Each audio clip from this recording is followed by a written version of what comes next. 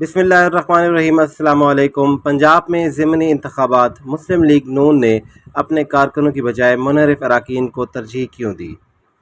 پاکستان کے سب سے بڑے صوبے پنجاب میں 17 جولائی کو صوبائی اسمبلی کی 20 نشستوں پر ضمنی انتخابات ہوں گے۔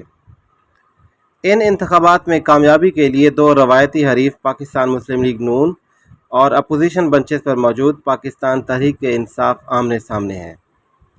ان ضمنی انتخابات کے دونوں جماعتوں اور ان کے بیانیے کے لیے ایک ٹیسٹ کیس کے طور پر بھی دیکھا جا رہا ہے۔ اس بات کا اندازہ اس بات سے بھی لگایا جا سکتا ہے کہ سابق وزیر اعظم عمران خان خود ایک مہم میں خاص سے متحرک ہیں اور مختلف حلقوں کا دورہ بھی کر رہے ہیں۔ دوسری طرف جہاں مریم نواز بھی جلسوں کا انعقاد کر رہی ہے، اس کے ساتھ ساتھ اسی جماعت کے دو سینئر رہنما بھی اپنی وزارتوں سے مستعفی ہو کر اس مہم میں شامل ہو گئے ہیں، جن میں ایک سابق اسپیکر اسمبلی سردار ریاض صادق ہیں، جبکہ دوسرے وفاقی وزیر خواجہ سعد رفیق کے بھائی خواجہ سلمان رفیق ہیں۔ یہاں اہم سوال یہ ہے کہ مسلم لیگ نون نے اپنے پنجاب میں اپنے امیدواروں کا انتخاب کیسے کیا؟ کیا یہ جماعت نظریاتی کارکنان پر انحصار کرنے والی اپنی پالیسی پر کاربند ہے، یا پھر جو جیتے وہی سلطان کے روایتی نظریے پر عمل پیرا ہے؟ ان سوالوں کے جواب تلاش کرنے کے لیے پنجاب کے حالیہ سیاسی حالات پر ایک سرسری نظر دوڑانے سے یہ گتھی کسی حد تک سلجھ سکتی ہے۔ وزیر اعلیٰ عثمان بزدار کا استعفیٰ، نئے قائد ایوان کے چناؤ پر تنازع۔ وفاق میں جب تحریک عدم اعتماد کامیاب ہوئی تو عمران خان کو وزارت عظمیٰ سے ہاتھ دھونے پڑے۔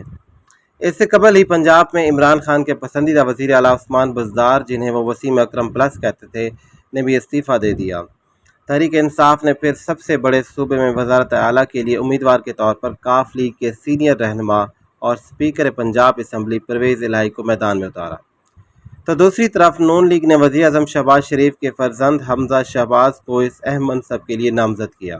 اس مقابلے کو یک طرفہ بنانے کے لیے ضروری تھا کہ نون لیگ کو تحریک انصاف کے کچھ اراکین بھی ووٹ دیں، اور یہ مقصد حاصل کر لیا گیا۔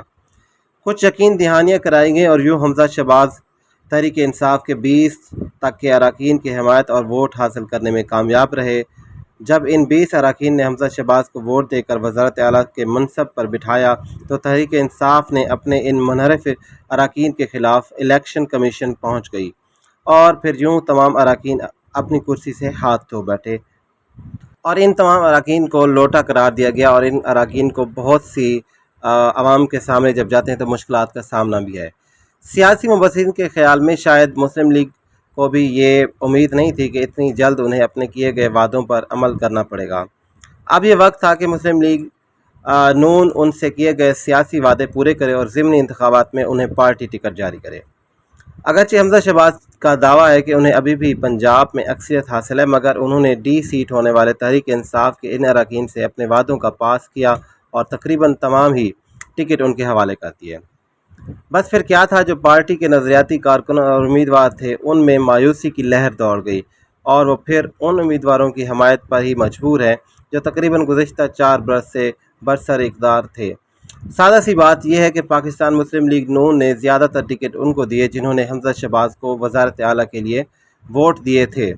ان 20 امیدواروں میں سے 10 نے 2018 کے انتخابات میں آزاد حیثیت سے حصہ لیا تھا، اور بعد میں وہ تحریک انصاف کا حصہ بنے اور اس میں شامل ہو گئے۔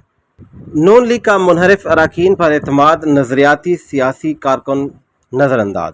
پنجاب میں اب اس وقت ضمنی انتخابات پر مزید بات کرنے سے قبل نون لیگ سے اس سوال کا جواب حاصل کرنا بھی ضروری تھا کہ آخر وہ ان انتخابات میں اپنی کامیابی یقینی بنانے کے لیے منحرف اراکین پر انحصار کر کے اپنے نظریاتی کارکن کو راضی کیسے کر سکے گی۔ دوسری طرف جہاں مسلم لیگ نون عمران خان کے نشانے پر ہوتی ہے، وہیں وہ اپنے ان منحرف اراکین کا تذکرہ بھی نہیں بھولتے، جو عوام سے اپیل بھی کرتے نظر آتے ہیں کہ انہیں اس بار مزہ چکھائیں۔